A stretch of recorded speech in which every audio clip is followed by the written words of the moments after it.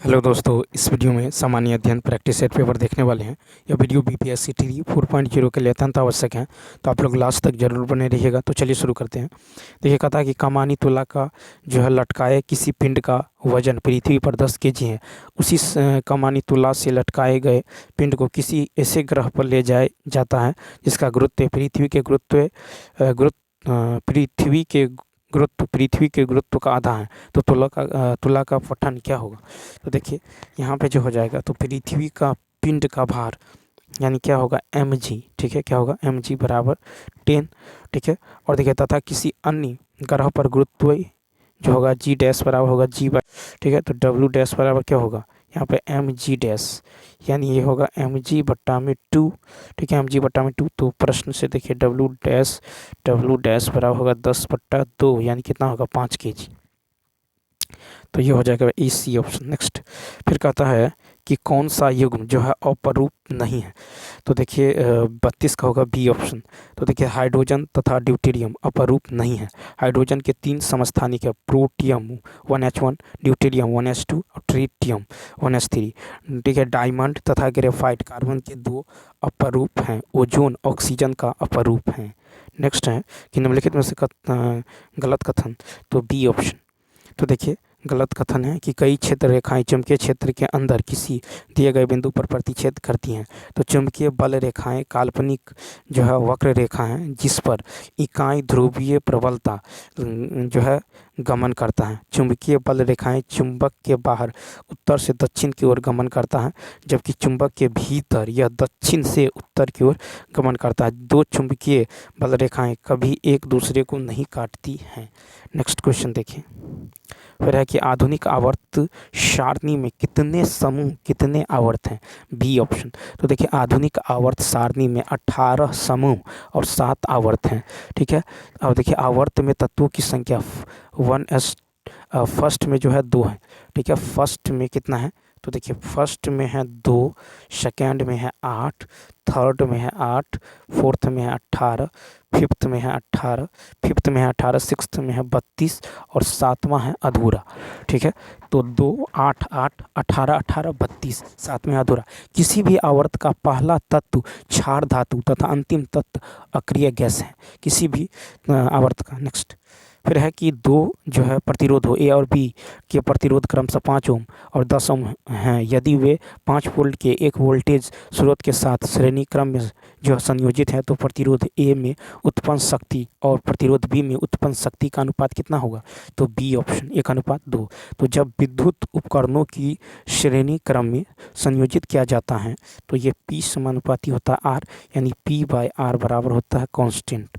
ठीक है, तो P1 बाय R1 बराबर क्या होगा? P2 bye R2। ठीक है, P2 बाय R2। ठीक है, तो बराबर होगा 5/10 यानी 1:2। ठीक है, क्या होगा 5/10 यानी 1:2। तो P1 बाय R1 बराबर होता है P2 बाय R2। ठीक है, नेक्स्ट क्वेश्चन देखिए, कहता है कि बड़े पौधे और पेड़ों के कठोर तनों में उत्पन्न होने वाले जो है गैसीय अपशिष्ट उत्पाद पौधे द्वारा कैसे निष्कासित किए जाते हैं? तो ए ऑप्शन, तो वात रंध्रों के माध्यम से। तो देखिए, बड़े पौधे और पेड़ों के कठोर तनों में उत्पन्न होने वाले गैसीय अपशिष्ट उत्पाद जो है पौधे द्वारा वात रंध्रों के माध्यम से निष्कासित किए जाते हैं। ठीक है, पादप ठोस अपशिष्ट उत्पादों को जो कोशिकीय रिक्तिका और ऊतकों अधिकांश मृत में संचित करते हैं। ओक वृक्ष के तने में जो है टेनिन नामक एक अपशिष्ट उत्पाद संचित रहता है, जिसका प्रयोग जो चमड़े के शोधन में किया जाता है। रेजिन का उपयोग जो है वार्निश बनाने में तथा ग्लजिंग एजेंट के रूप में किया जाता है। पादपों में गोंद का भी अपशिष्ट जो है के रूप में श्रवण किया जाता है, जिसका उपयोग खाने में तथा उद्योगों में होता है। नेक्स्ट क्वेश्चन की यदि बात करें तो कहता है कि जीवों का निम्न में से कौन सा समूह अन्य पौधों और जीवों को मारे बिना उनसे पोषण प्राप्त करता है? ए ऑप्शन, तो जूं, फीताकृमि, जोंक, अमरबेल। तो जीवों में जूं, फीताकृमि, जोंक, अमरबेल जीवों का समूह अन्य पौधों और जीवों को मारे बिना उनसे पोषण प्राप्त करता है। केचुआ, जोंक तथा नेरिस एनेलिडा संघ का जंतु हैं। ठीक है, और उसके बाद है एक के इसके हेलमिनीथीज वर्ग के अंतर्गत एस्केरिसी, ठीक है, एस्केरिस फाइलेरिया कृमि एवं जो सूत्र कृमि आदि आते हैं। जू एवं सिंजुविरस जीव हैं जो वे जानवरों के रक्त को चूसते हैं तथा अपना जो निर्वाह करते हैं। ठीक है, फिर है आपको कनक जूरा, ठीक है, शस्त्रप्रद, उसके बाद है पौरोपस, ठीक है, और अर्थोपोडा संघ के जंतु, और ऑक्टोपस समुद्र जो है, ऑक्टोपस समुद्री महान जो है मांसाहारी जंतु हैं। ठीक है, ऑक्टोपस समुद्री मांसाहारी जंतु है। नेक्स्ट क्वेश्चन नंबर देखिए 38। फिर है कि नीचे दिए गई अभिक्रिया के बारे में कौन सा कथन सत्य है। तो यहाँ पे जो होगा 2ZnO plus C2Zn plus CO2।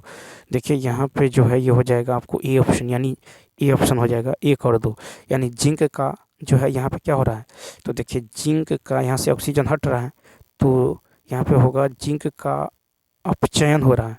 ठीक है, जिंक का अपचयन हो रहा है। ठीक है, और कार्बन जो है ऑक्सीकरण हो रहा है, कार्बन में ऑक्सीजन जुड़ रहा है तो कार्बन का ऑक्सीकरण हो रहा है। ठीक है, तो यहाँ पे जो है 2ZnO, यहाँ Zn बना, तो देखिए ऑक्सीजन की संख्या में कमी आती है, इसे ऑक्सीजन की संख्या में कमी आती है, इसे अपचयन अभिक्रिया कहते हैं। ठीक है, ऑक्सीजन में कमी तो अपचयन अभिक्रिया। फिर है कार्बन में यदि देखें C प्लस CO2 बना, यानी यहाँ पे जो है कार्बन में ऑक्सीजन की संख्या में वृद्धि होती है, इसे ऑक्सीकरण, ठीक है, इसे ऑक्सीकरण या फिर उपचयन अभिक्रिया कहते हैं। ऑक्सीकरण या उपचयन अभिक्रिया कहते हैं। नेक्स्ट फिर है कि अप्रैल 2024 में किस देश में भारत के थल सेना अध्यक्ष जनरल मनोज जो है पांडे द्वारा जो अत्याधुनिक जो IT प्रयोगशाला का उद्घाटन किया गया है। 39 का ए ऑप्शन उज्बेकिस्तान। तो अप्रैल 2024 में उज्बेकिस्तान देश में भारत के थल सेना जो अध्यक्ष जनरल मनोज पांडे द्वारा अत्याधुनिक IT प्रयोगशाला का उद्घाटन किया गया है। भारत और उज्बेकिस्तान के बीच संयुक्त सेना अभ्यास जो है डस्टलिक को जो है टर्मेज उज्बेकिस्तान में शुरू किया गया। उज्बेकिस्तान की राजधानी ताशकंद और मुद्रा का नाम जो है सोम है। ठीक है, उसके बाद देखिए, उसके बाद यदि बात करें क्वेश्चन नंबर नेक्स्ट की, क्वेश्चन नंबर 40 देखिए, कहता है कि प्रतिष्ठित जो है लता मंगेशकर पुरस्कार 2024 से किसे सम्मानित किया गया है। तो यहाँ पे राइट आंसर क्या होगा, तो ये होगा ए ऑप्शन, यानी अमिताभ बच्चन। तो प्रतिष्ठित लता दीनानाथ मंगेशकर पुरस्कार 2024 से अमिताभ बच्चन को सम्मानित किया गया है। उसके बाद है अभिनेता अशोक सराफ और डॉक्टर प्रदीप महाजन को महाराष्ट्र भूषण पुरस्कार 2023 से सम्मानित किया गया है। लता मंगेशकर के पिता के नाम पर, दीनानाथ मंगेशकर के नाम पर यह अवार्ड दिया जाता है। नेक्स्ट क्वेश्चन देखिए, कहता किसने 14 लाख लड़कियों को स्कूल वापस लाने की मुहिम के लिए $5 लाख का वाइज पुरस्कार जीता है। तो बी ऑप्शन, यानी सफीना हुसैन।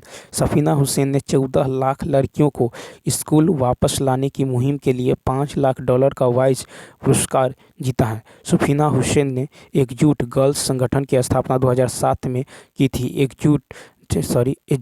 देखिए सफीना हुसैन ने एजुकेट गर्ल्स संगठन की स्थापना 2007 में की थी। एजुकेट गर्ल्स के माध्यम से भारतीय गांवों में स्कूल न जाने वाली 14 लाख लड़कियों को शिक्षा के मुख्य जो धारा में वापस लाने हेतु वाइज पुरस्कार जीतने वाली जो पहली भारतीय महिला बन गई है।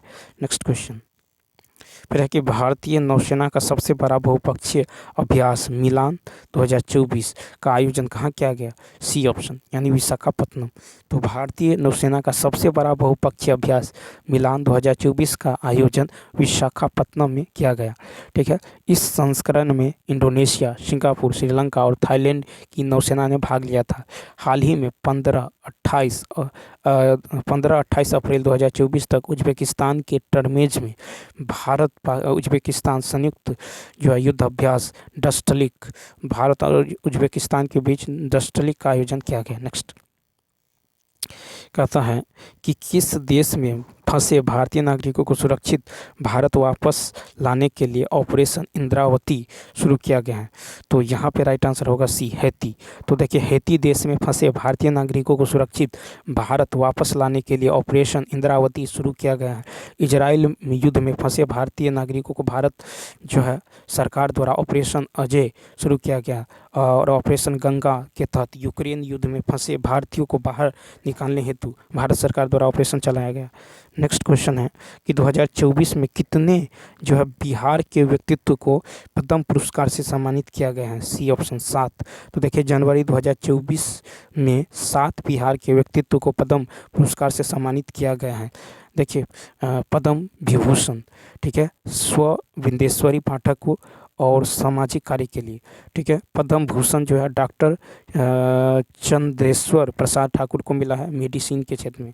फिर है पद्म श्री, ये शांति देवी प्रसाद और शिवम पासवान, ठीक है, शांति देवी प्रसाद शिवम पासवान को।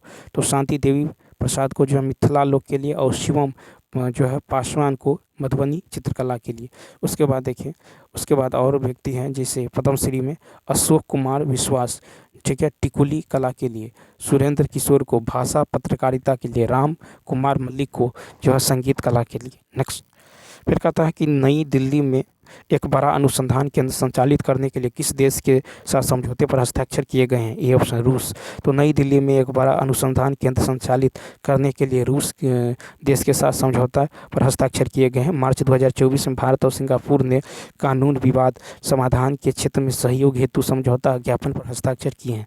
नेक्स्ट क्वेश्चन देखिए, तो ये रूस के साथ किए गए हैं।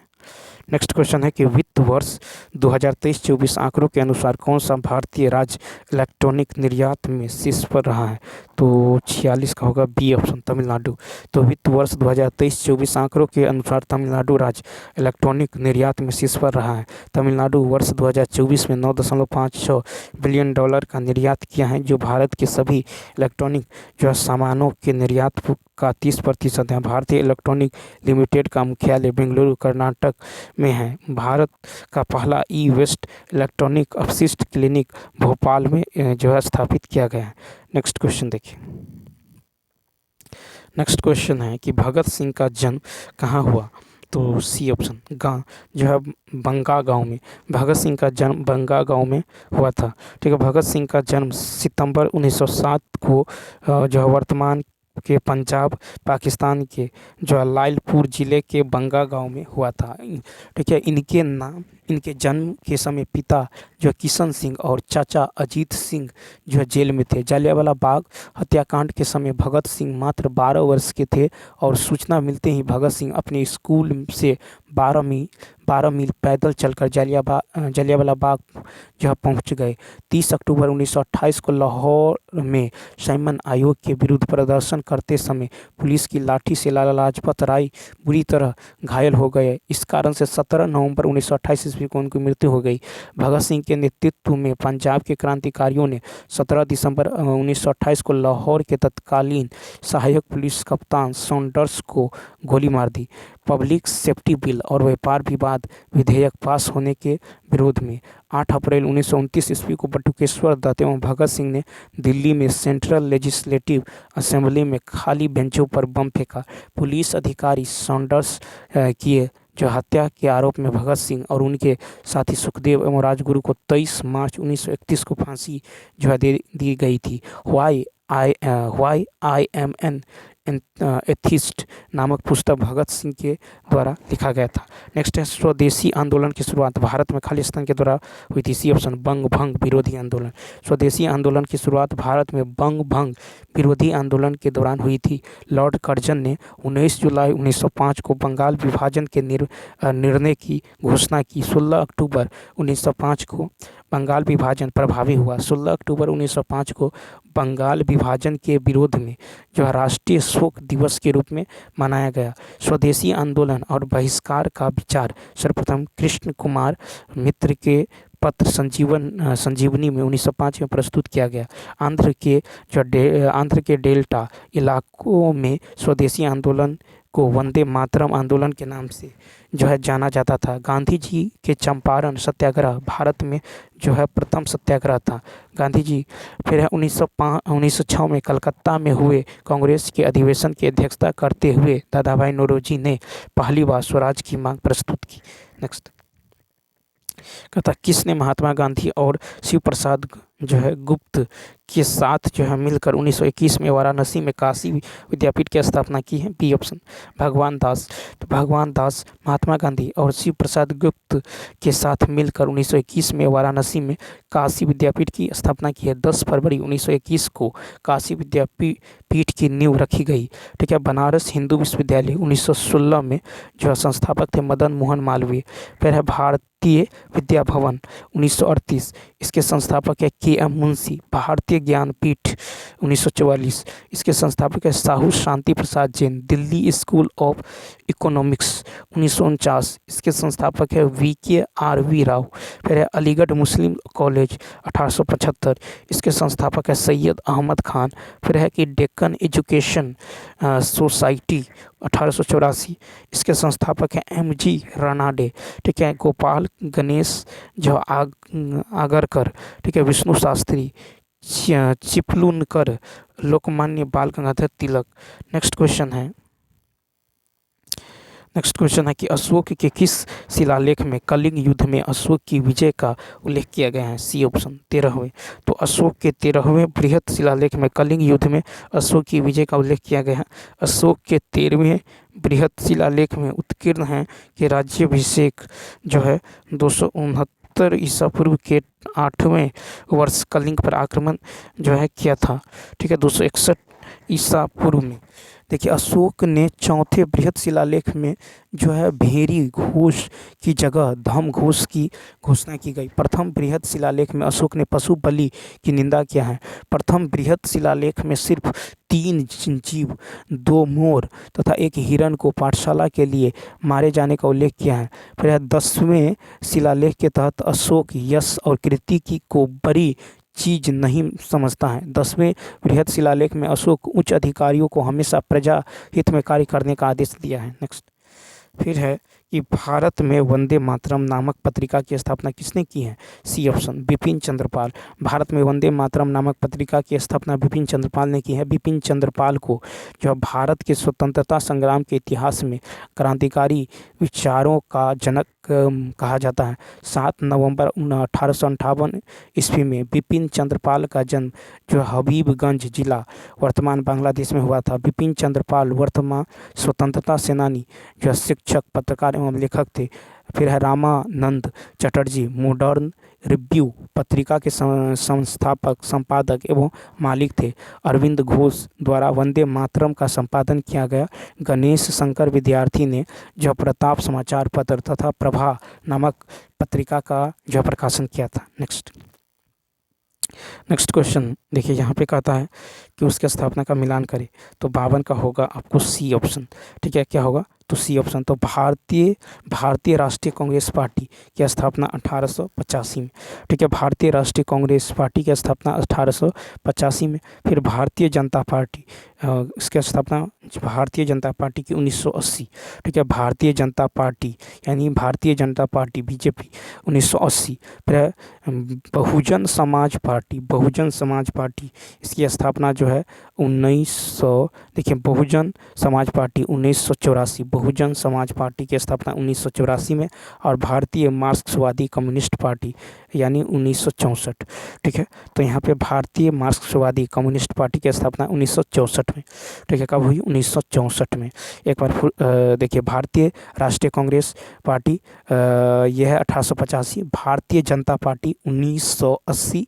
ठीक है। बहुजन समाज पार्टी 1984 और भारतीय मार्क्सवादी कम्युनिस्ट पार्टी 1964। भारतीय राष्ट्रीय कांग्रेस की स्थापना 1885 ईस्वी में बॉम्बे में हुई थी। भारतीय जनसंघ की स्थापना श्यामा प्रसाद मुखर्जी ने 1951 ईस्वी में की है। बहुजन समाज पार्टी की जो स्थापना कांसीराम ने किया था। कम्युनिस्ट पार्टी की स्थापना एम एन राय ने 1920 में ताशकंद में की थी।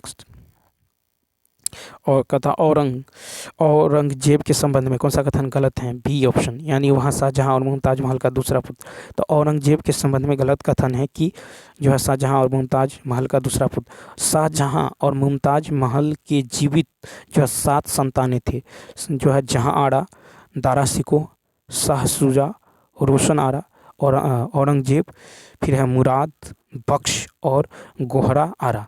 तो औरंगजेब शाहजहां और मुमताज महल का तीसरा पुत्र था। औरंगजेब का जन्म गुजरात के दोआबाद, ठीक है, गुजरात के दोआब नामक स्थान पर हुआ था 1618 में। औरंगजेब का जो प्रारंभिक सैनिक अभियान बुंदेलखंड के शासक जुआर सिंह बुंदेल के विरुद्ध में था। औरंगजेब का पहला राज्याभिषेक दिल्ली में 31 जुलाई 1658 ईस्वी में हुआ था।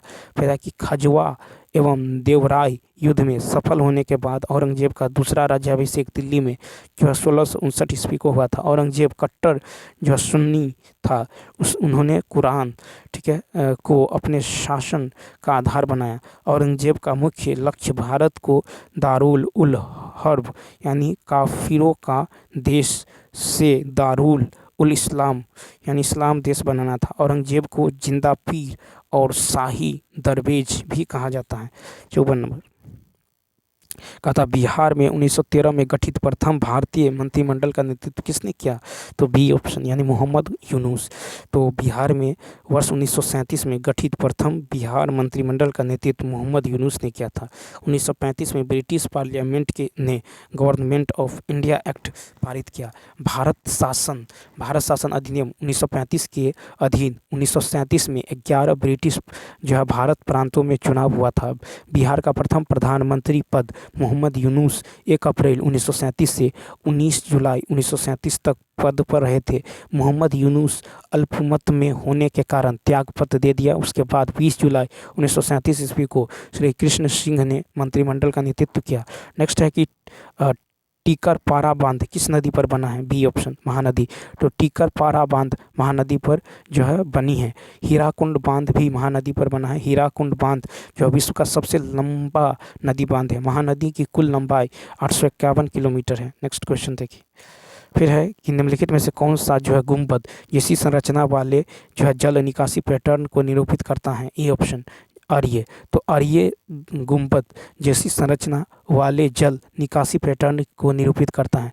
नदियों के अपवाह प्रतिरूप के प्रकार जैसे जालीनुमा प्रतिरूप, इसका विकास जो है जालीनुमा प्रतिरूप, इसका विकास जो है प्रधान अनुवर्ती नदी तथा उसकी सहायक प्रवर्ती जो है नवानुवर्ती और जो है प्रत्यानुवर्ती नदियों के प्रवाह द्वारा होता है।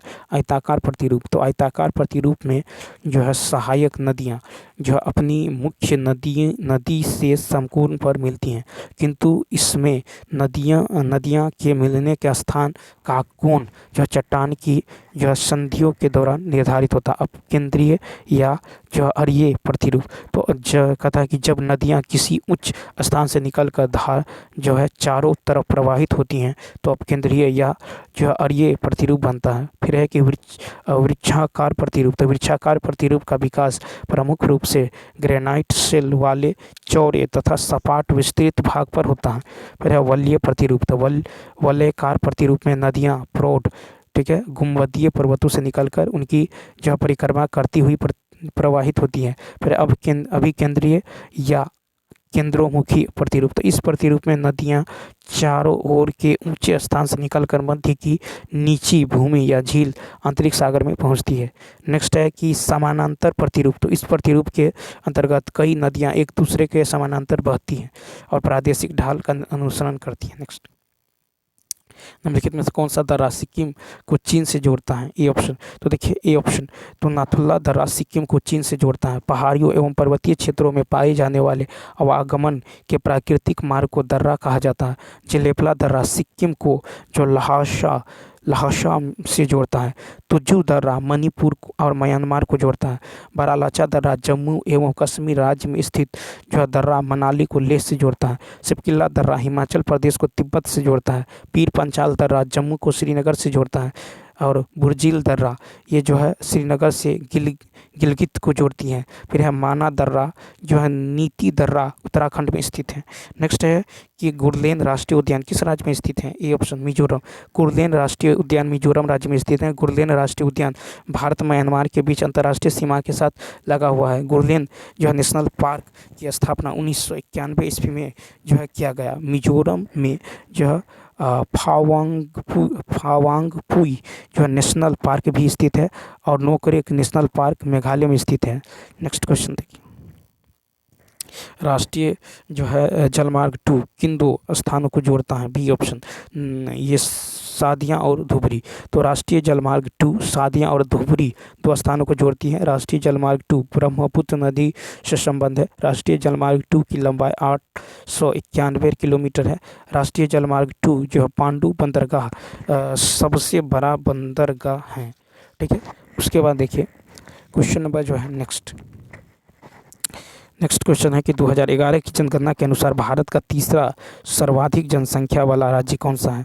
तो सी ऑप्शन बिहार। तो देखिए 2011 की जनगणना के अनुसार भारत का तीसरा सर्वाधिक जनसंख्या वाला राज्य बिहार है। 2011 की जनगणना के अनुसार सर्वाधिक आबादी वाला प्रथम दो राज्य क्रम से उत्तर प्रदेश महाराष्ट्र हैं। फिर है भारत का सबसे छोटा राज्य जनसंख्या में सिक्किम है। भारत का क्षेत्रफल में सबसे बड़ा राज्य राजस्थान है। क्षेत्रफल में भारत का सबसे छोटा राज्य गोवा है और क्षेत्रफल में सबसे छोटा संघीय प्रदेश लक्षद्वीप है। नेक्स्ट है कि हिमालयन यू किस राज्य में पाया जाता है? 61 का सी अरुणाचल। तो देखिए हिमालयन यू जो है औषधि ये अरुणाचल प्रदेश में पाया जाता है। हिमालयन यू औषधीय गुणों से युक्त एक पौधा है। हिमालयन यू जो है औषधीय गुणों से युक्त पौधा हिमाचल प्रदेश और अरुणाचल प्रदेश के कई भागों में पाया जाता है। ये पौधे जो है चीड़ की प्रजातियों का जो है सदाबहार वृक्ष है। फिर है कि किस जिले में बिहार का एकमात्र राष्ट्रीय उद्यान स्थित है? 62 का सी पश्चिमी चंपारण। तो पश्चिमी चंपारण जिले में बिहार का एकमात्र राष्ट्रीय उद्यान स्थित है। वाल्मीकि टाइगर रिजर्व पश्चिमी चंपारण जिले के सबसे उत्तरी भाग में नेपाल सीमा के पास बेतिया से लगभग 100 किलोमीटर की दूरी पर स्थित है। उदयपुर वन्यजीव अभयारण्य चंपारण पश्चिम चंपारण में है। फिर है बरेला झील सलीम अली पक्षी अभयारण्य ये वैशाली में है। फिर है पंत वन्य जीव अभयारण्य ये नालंदा जिले में है। फिर है विक्रमशिला गंगा डॉल्फिन अभयारण्य ये भागलपुर जिला में है।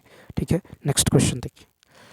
नेक्स्ट क्वेश्चन है कि एक समकोण त्रिभुज की भुजाएं जो है इस तरह हैं तो आर स्क्वायर बराबर हैं ए बी सी। ठीक है, ये है आपको ए, ये है ए आर। ठीक है, और ये है ए आर स्क्वायर। ठीक है, यहाँ पे इस तरह से हैं। तो यहाँ पे यदि आप देखेंगे तो यहाँ पे दे दिया गया है एक समकोण त्रिभुज की भुजाएं। ठीक है, तो यहाँ पे और आर जो है एक से छोटा है। ठीक है, तो यहाँ पे क्या होगा? तो देखिए A C A B square A C square बराबर ए बी स्क्वायर जो बी सी स्क्वायर यानी ए आर का स्क्वायर और प्लस में ए आर स्क्वायर का होल स्क्वायर बराबर क्या होगा? A square.